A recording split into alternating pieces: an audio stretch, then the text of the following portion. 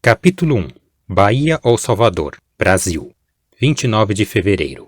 O dia passou-se deliciosamente, mas delícia é termo insuficiente para exprimir as emoções sentidas por um naturalista que, pela primeira vez, se viu a sós com a natureza no seio de uma floresta brasileira. A elegância da relva, a novidade dos parasitos, a beleza das flores, o verde luzídio das ramagens e, acima de tudo, a exuberância da vegetação em geral foram para mim motivos de uma contemplação maravilhada. O concerto mais paradoxal de som e de silêncio reina à sombra dos bosques. Tão intenso é o zumbido dos insetos que pode perfeitamente ser ouvido de um navio ancorado a centenas de metros da praia. Apesar disso, no recesso íntimo das matas, a criatura sente-se como que impregnada de um silêncio universal. Para um amante da história natural, um dia como esse traz consigo uma sensação de que jamais se poderá outra vez experimentar tão grande prazer. Depois de vagar algumas horas, decidi-me voltar ao ponto de desembarque. Mas, antes de alcançá-lo, fui surpreendido por um aguaceiro tropical. Procurei abrigar-me debaixo de uma árvore, cuja copa cerrada seria impermeável à chuva comum da Inglaterra. Porém, poucos minutos depois, descia pelo enorme tronco uma verdadeira torrente. É à violência da chuva que devemos atribuir o verdor do solo nos bosques mais densos, pois, se as pancadas fossem como nos climas frios, a maior parte da água seria absorvida ou evaporada antes que chegasse ao chão. Como na viagem de regresso passamos novamente por este lugar, não tentarei fazer agora a descrição do cenário deste dia glorioso. Ao longo de toda a costa do Brasil, numa extensão de 20.000 milhas, e certamente sobre uma considerável superfície do litoral, onde quer que se encontre uma rocha sólida, esta é de formação granítica. Muitas reflexões curiosas ocorrem da circunstância dessa vastíssima área ser constituída de matérias que a maioria dos geólogos acreditam ter se cristalizado quando submetidos ao calor sob pressão. Teria esse efeito sido produzido nas profundezas de um insondável oceano? Ou ter-se-ia dado o caso de um extrato primitivo que combinasse a região e fosse subsequentemente removido? Pode-se conceber alguma força que, atuando durante quase uma eternidade, tivesse conseguido desnudar o granito sobre tantos milhares de léguas quadradas?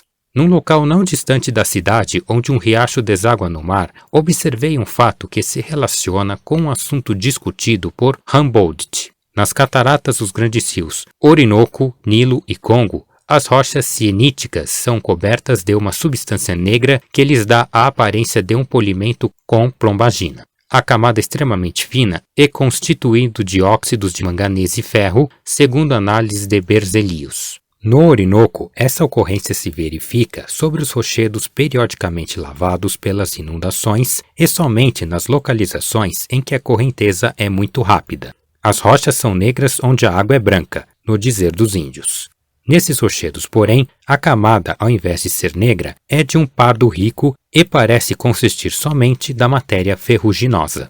Espécimes portáteis não dão a ideia precisa do que são essas pedras de polimento pardo que cintilam aos raios solares. Observam-se apenas nos limites das ondas da preamar e visto que este riacho serpenteia vagarosamente, é na violência da maré que deveremos procurar o agente de polimento representado nos grandes rios pela força das cataratas. De modo idêntico, a enchente e a vazante provavelmente substituem as inundações periódicas, produzindo assim os mesmos efeitos e circunstâncias análogas, se bem que aparentemente diversas. A origem dessas camadas de óxido metálico, que parecem cimentadas sobre as rochas, não é, contudo, compreendida e não creio que se possa atribuir a nenhuma causa o fato da espessura permanecer constante.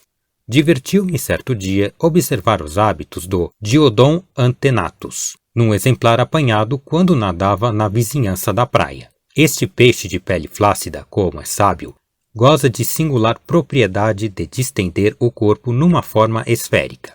Retirando-o da água por alguns momentos e mergulhando-o novamente, notei que considerável quantidade de água e de ar entrava pela boca, o mesmo acontecendo provavelmente pelos orifícios branquiais. O processo efetua-se de dois modos. O ar é aspirado e, a seguir, forçado a penetrar na cavidade do corpo, de onde não pode retroceder em virtude de certa contração muscular visível exteriormente. A água, porém, penetra numa corrente branda pela boca e o animal deixa aberta e imóvel. Isso indica, por conseguinte, que o ato se baseia na sucção.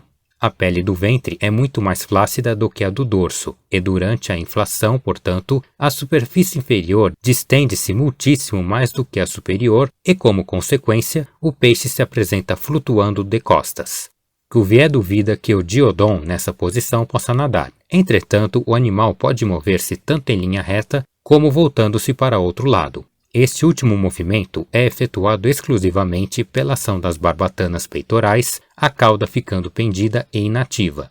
Em virtude do corpo boiar com tanto ar no interior, as aberturas brânquias mantêm-se fora da água, todavia atravessa-as constantemente uma corrente aspirada pela boca. O peixe, depois de permanecer algum tempo distendido, expele o ar e a água com grande violência pela boca e as aberturas branquiais. Pode soltar também apenas parte da água, o que leva a crer que o fluido é aspirado com o fim de regular a gravidade específica do animal. O Diodon dispõe de vários recursos de defesa. Além de uma severa mordida, é capaz de expelir um jato de água a certa distância, fazendo ao mesmo tempo um ruído curioso pelo movimento das mandíbulas. Com a intumescência do corpo, as papilas que cobrem a pele tornam-se eretas e pontudas. A circunstância mais notável, no entanto, é que quando tocada, a pele do ventre segrega uma matéria fibrosa de linda cor carmesim. A mancha deixada sobre o marfim e o papel é tão persistente que até o dia de hoje ainda ostenta todo o seu brilho. Ignoro completamente a natureza e utilidade desta secreção. Contou-me o Dr. Alan de Forres que frequentemente encontrava um Diodon flutuando distendido e vivo no estômago do tubarão e que soubera de vários casos em que o animal se tinha aberto uma passagem, não só através das paredes gástricas, como também das tramas musculares, matando, portanto, o monstro que o engolira. Quem iria imaginar que um pequenino e flácido peixe fosse capaz de destruir o colossal e feroz tubarão?